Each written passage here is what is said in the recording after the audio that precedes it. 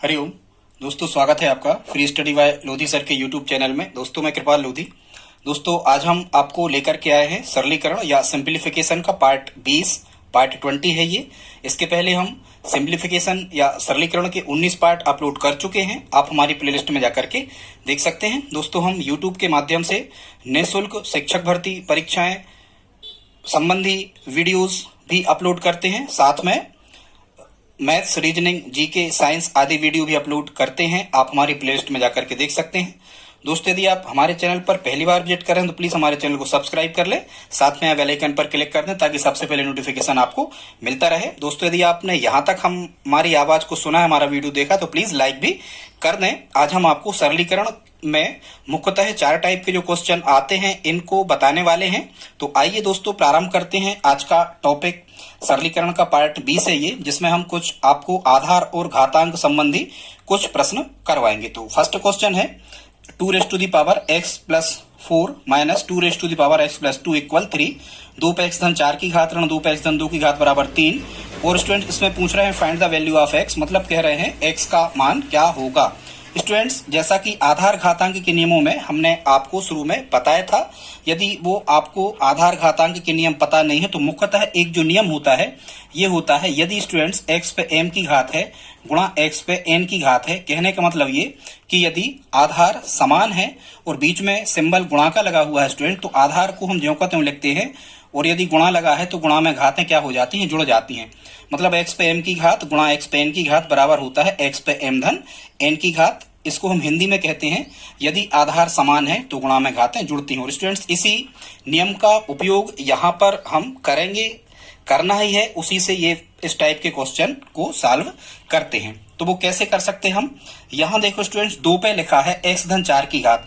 यदि हम इसको रिवर्स में लिख रहे होते तो इसको हम ऐसा लिख पा रहे होते 2 पे x की घात और गुणा लिख रहे होते 2 पे 4 की घात। अब आप देखो इसको हमने तोड़ लिया, 2 पे x की घात गुणा 2 पे 4 की घात, आधार समान है और गुणा में घातें जुड़ती हैं, तो ये आधार एक बार लिखा है और घातें x धन 4 ये जोड़ करके लिखी गई हैं। मतलब इस पद को तोड़ के हम ऐसा लिख सकते हैं अकॉर्डिंग टू इस नियम के अनुसार। आई होप आप समझ रहे होंगे।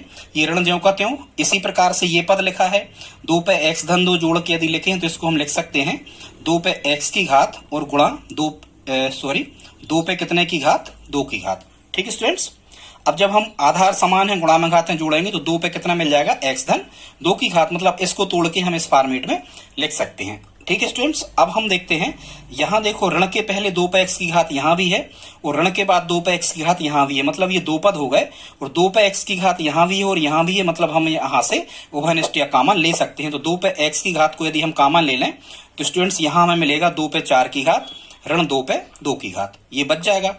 क्योंकि गुणा करो 2 पे x की घात का इसमें गुणा करोगे तो ये आ जाएगा, 2 पे x की घात का ऋण इसमें करोगे तो ये आ जाएगा। ठीक है, अब ये 2 पे x की घात को चलने देंगे हम ज्यों का त्यों और इसे हम सिंप्लीफाई करेंगे। जब 2 गुणा 2 आप 4 बार करोगे स्टूडेंट तो इसका मान कितना मिलेगा, 16। ऋण 2 का वर्ग कितना होता है, 2 का स्क्वायर होता है ये 4, तो यहाँ मिल जाएगा 4। तो स्टूडेंट्स यहाँ हमें मिलेगा 2 पे x की घात और कोष्टक के बाहर यहाँ गुणा होता है, 16 में से 4 घटे कितने बचे, 12। और बराबर में कितना चल रहा था यहाँ 3, ये ज्यों का त्यों चलेगा, बराबर में कितना था 3। ठीक है स्टूडेंट, जब हम यहाँ से 2 पे x की घात का मान निकालेंगे तो 3 और जो इसके साथ में लिखा होता है ये गुणा में है जो, वो आ जाता है नीचे। हमेशा जो अज्ञात राशि के साथ में हो और गुणा में लिखा हो तो वो कहाँ आ जाता है, हर में।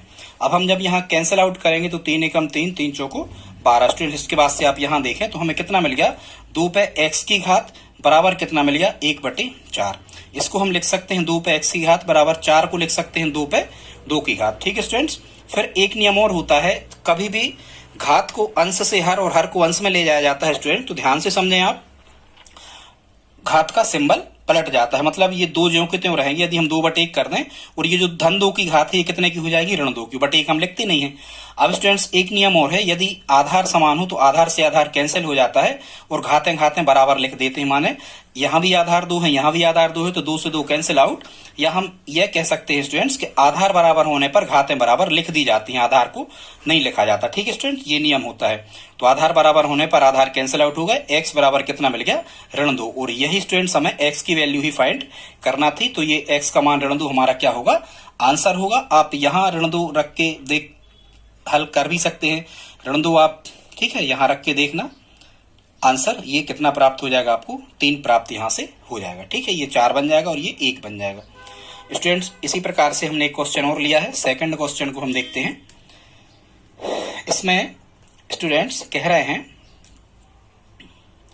3 पे 10 की घात धन 3 पे 9 की घात ऋण 3 पे 8 की घात गुणा 2 पे 2 की घात ऋण 3 पे 8 की घात गुणा 7 ऋण 3 पे 8 की घात की वैल्यू फाइंड करना है, इसका मान क्या होगा। ठीक है स्टूडेंट, तो यहाँ इस प्रकार के क्वेश्चंस को हम हल करने के लिए, जैसे आधार यहाँ 3 है 3 है 3 है, सभी जगह आधार 3 है, कुछ कंडीशन में 2 भी है लेकिन वो गुणा में है, तो स्टूडेंट्स यहाँ क्या करते हैं हम कि जो सबसे छोटी घात वाला जो पद होता है उसे हम ले लेते हैं कॉमन। ये कॉमन लेके किया जाता है स्टूडेंट्स। इस प्रश्न को हल करने की विधि यही है। तो यहाँ 3 पे 10 की है, 3 पे 9, 3 पे 8, यहाँ 3 पे 8 मतलब 3 पे सबसे छोटी घात जो ज्यादा पद दिख रहा है वो 3 वाला आधार का है, उसी में सबसे ज्यादा जो पद सबसे ज्यादा बार आया है उसी में सबसे छोटी घात का पद हम ले लेते हैं उभयनिष्ठ।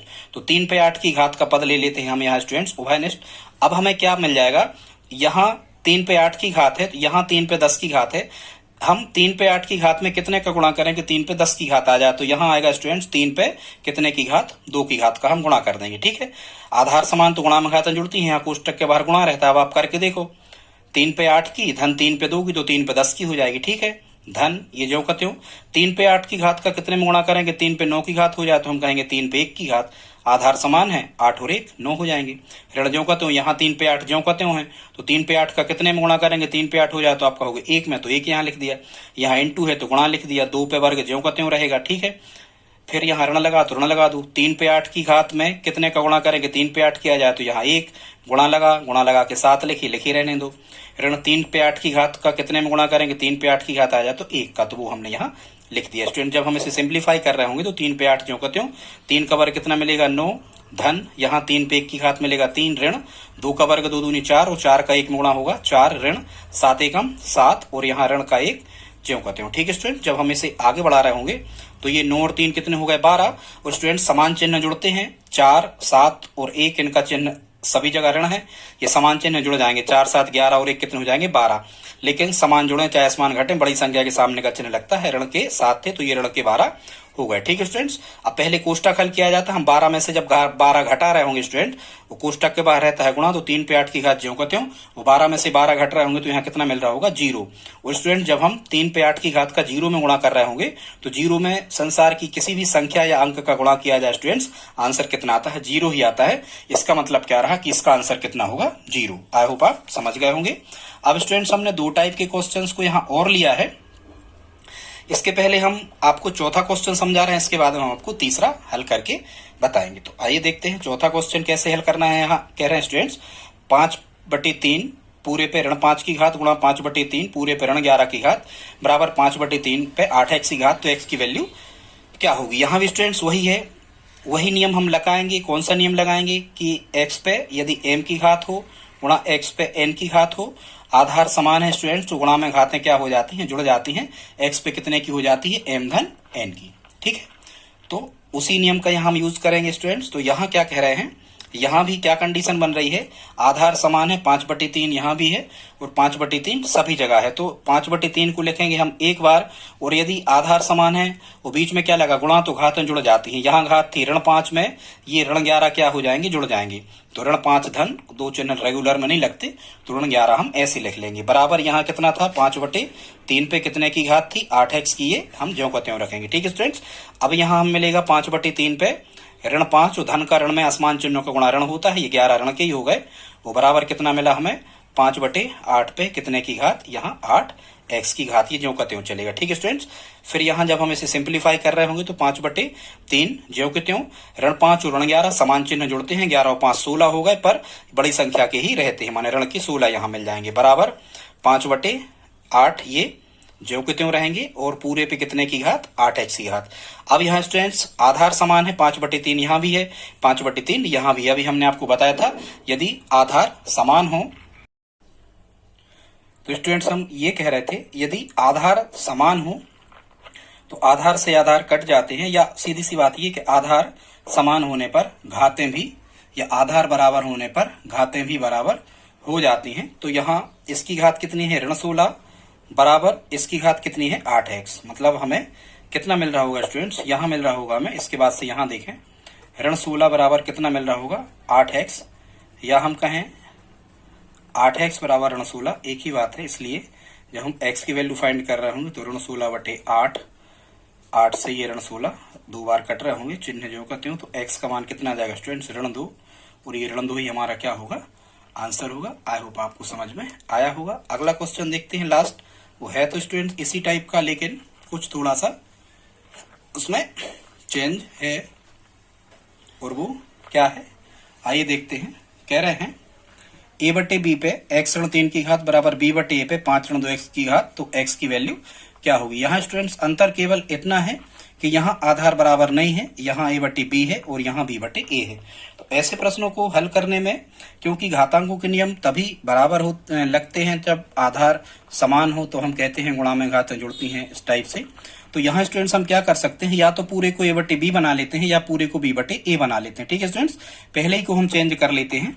तो यदि स्टूडेंट्स हम इस a/b को यदि हम b/a लिखते हैं तो क्या होता है स्टूडेंट्स, यदि अंश को हर और हर को अंश में लिख दिया जाता है तो ऊपर के चिन्ह बदल जाते हैं। आप तो ऐसा मान के चलो, हालांकि ऋण का गुणा होता है तब ये बदलते हैं। तो जब हम यहाँ धन में ऋण का गुणा कर रहे होंगे, सीधी सी बात यह कि आधार को मतलब अंश को हर में और हर को जब अंश में लिखते हैं तो आप तो याद रखो, ये नियम ही है, ऐसा बना लो कि यदि हम हर को अंश और अंश को हर में ले जाते हैं तो घातों के चिन्ह पलट जाते हैं।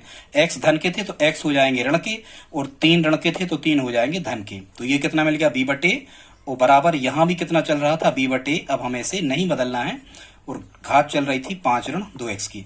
अब स्टूडेंट्स यहाँ अब हमारा नियम लागू हो जाता है।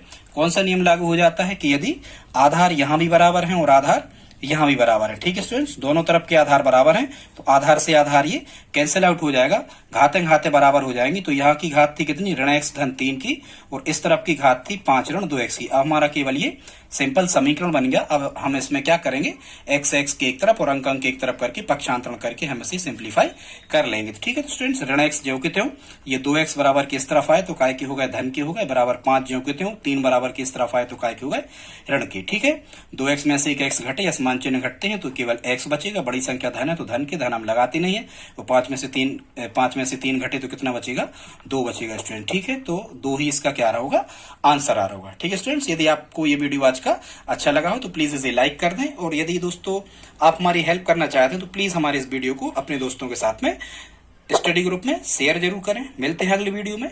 ये स्टूडेंट्स हम इसके लगभग 30 वीडियोस लाएंगे, जिसमें हम लगभग सभी प्रकार का सरल से लेकर एडवांस तक का सिंप्लीफिकेशन आपको आसानी से हल करना सिखाएंगे। दोस्तों आप हमारी हेल्प करें, प्लीज इस वीडियो को अपने दोस्तों के साथ स्टडी ग्रुप में शेयर जरूर करें। मिलते हैं अगली वीडियो में, तब तक के लिए जय हिंद।